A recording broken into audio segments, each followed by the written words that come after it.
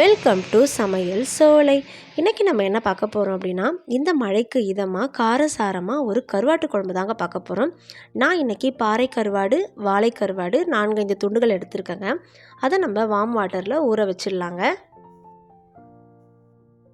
இந்த சூப்பரான கருவாட்டு குழம்பு செய்ய நான் இன்றைக்கி மொச்சைப்பயிர் எடுத்துருக்கேங்க. ஊற வச்சு எடுத்து வச்சுருக்கேங்க. நம்ம இதை வேக வச்சிடலாங்க.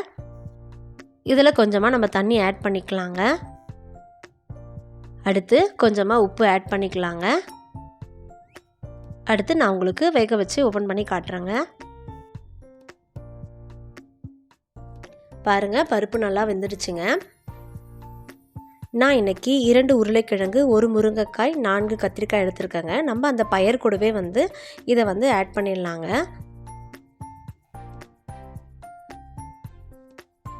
இதில் ஆட் பண்ணிட்டோங்க. அடுத்து நம்ம இதில் ஒரு 1/4 ஸ்பூன் மஞ்சள் தூள் ஆட் பண்ணிக்கலாங்க. காரத்திற்கு 2 டேபிள் ஸ்பூன் குழம்பு மிளகாய் தூள் ஆட் பண்ணிக்கலாங்க.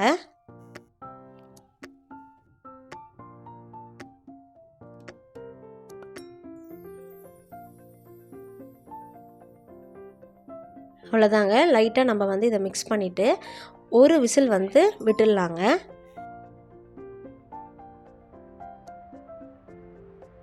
அடுத்து நம்ம ஒரு மிக்ஸி ஜாரில் ஒரு வெங்காயம் ஆட் பண்ணிக்கலாங்க. ஒரு கைப்பிடி அளவு கருவேப்பிலை ஆட் பண்ணிக்கலாங்க. நம்ம குழம்புல கருவேப்பிலைகளை நம்ம அதிகமாக சேர்க்கணுங்க. ஏன்னா நம்ம உணவுப் பொருளில் இருக்கிற நச்சுக்களை நீக்கிற தன்மை அந்த கருவேப்பிலைக்கு அதிகமாகவே இருக்குங்க. அதனால தான் நம்ம கருவேப்பிலைகளை அதிகமாக சேர்க்குறோம். இதில் 1 டேபிள் ஸ்பூன் சீரகம் ஆட் பண்ணிக்கலாங்க. இதை நம்ம மைய அரைக்க போகிறோங்க.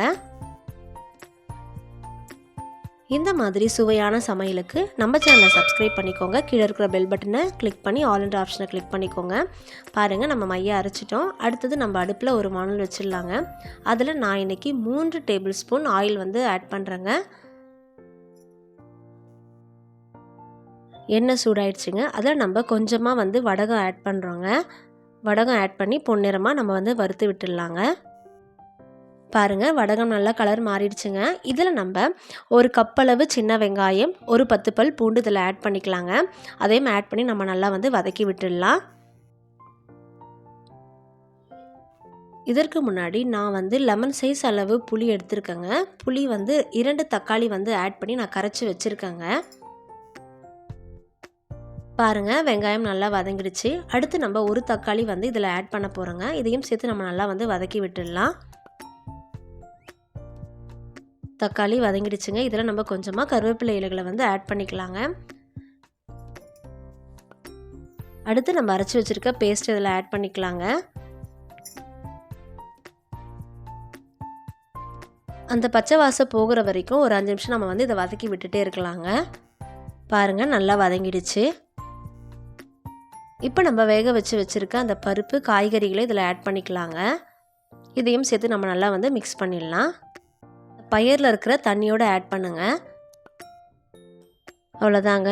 இப்போ நம்ம எடுத்து வச்சுருக்க புளி தக்காளி கரைசலை இதில் ஆட் பண்ணிக்கலாங்க. நம்ம இதை நல்லா கொதிக்க விட்டுடலாங்க. வாசனையே சூப்பராக இருக்குங்க. ஏன்னா நம்ம இதில் வெங்காயம், சீரகம், கருவேப்பிலை அரைச்சி போட்டிருக்கோங்க. அதனால் ரொம்ப சூப்பராக இருக்குங்க. நீங்கள் ட்ரை பண்ணுங்கள். இது உங்களுக்கு கண்டிப்பாக பிடிக்குங்க. இப்போ நம்ம ஒரு 5 மினிட்ஸ் மூடி போட்டு நம்ம நல்லா கொதிக்க விட்டுடலாங்க. இதற்கு நடுவில் நம்ம ஊற வச்சுருந்த அந்த கருவாடு கழுவிடலாங்க.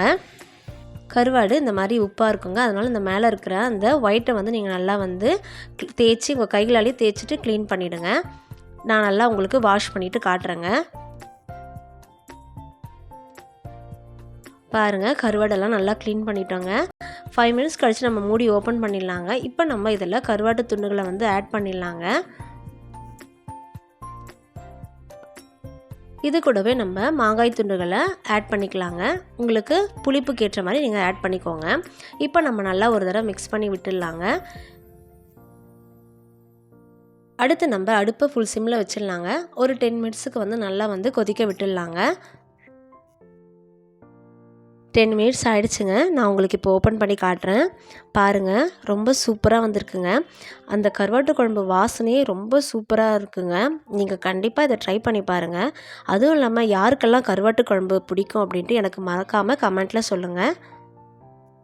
அவ்வளோதாங்க. கடைசியில் அடுப்பு ஆஃப் பண்ணிடலாம். கொஞ்சமாக மல்லித்தழைகளை இதில் தூவி விட்டுடலாங்க.